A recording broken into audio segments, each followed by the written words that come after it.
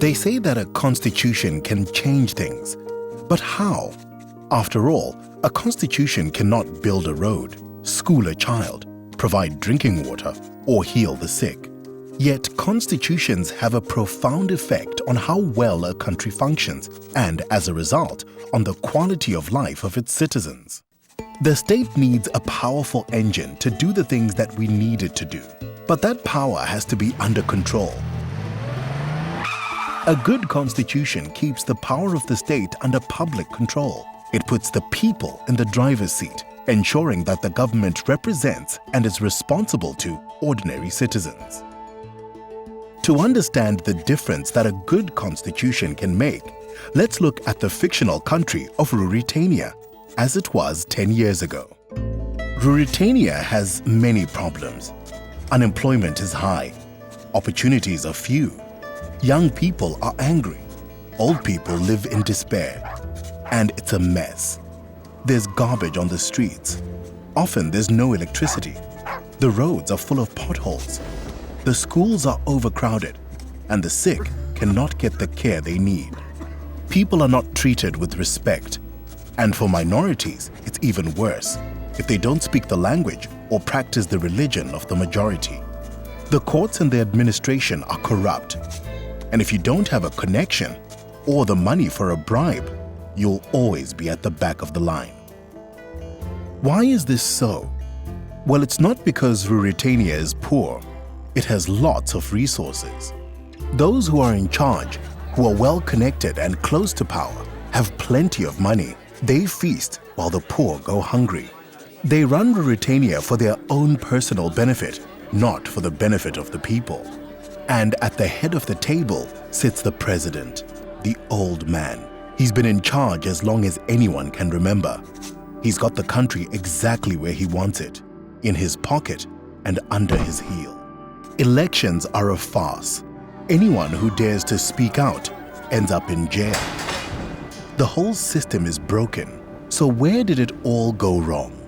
Part of the fault lies with the almost limitless power in the hands of the president and his cronies. His presence overshadows the country. There's no limit on the number of times he can be re-elected, and there are few restraints on what he can do. Under his reign, Parliament has no real power, and the courts have limited independence.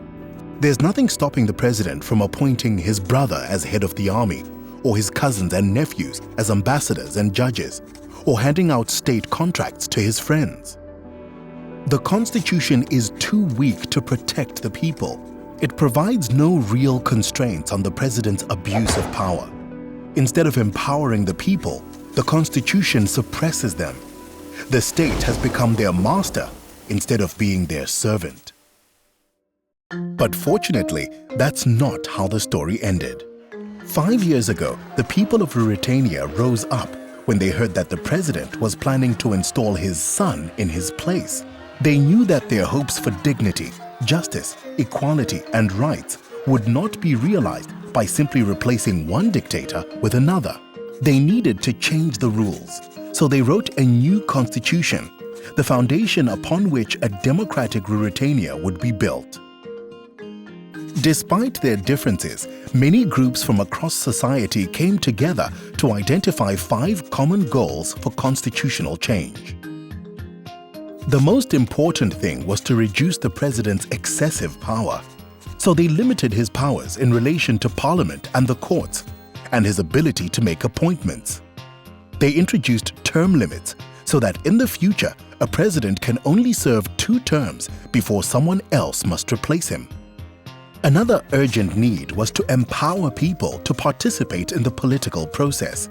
So the Constitution allowed the free formation of political parties to give them real choices in future elections. It also created an independent electoral commission to ensure that future elections would be free and fair. Thirdly, they sought to ensure the independence of the judiciary and the due process of law in order to strengthen human rights. This would enable the people to express their views without fear and bring to an end the injustices of the past. The fourth need was to give all citizens a seat at the table. Religious and ethnic minorities, women and others who were previously excluded were able to insist on new constitutional rules that would protect their rights and ensure their representation in Parliament. Lastly, they agreed that rural areas and the provinces had been ignored, so the new constitution decentralized power, giving local communities more say in their own affairs. Ruritania still isn't perfect, but now the population no longer lives in silence and fear. Increased opportunities for democratic participation enable people to decide what matters to them and their communities.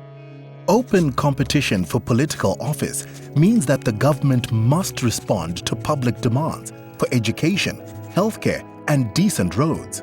If those in power don't listen, or if they don't deliver, they can be voted out. Thanks to the new constitution, the people now have the tools they need to build themselves a brighter future.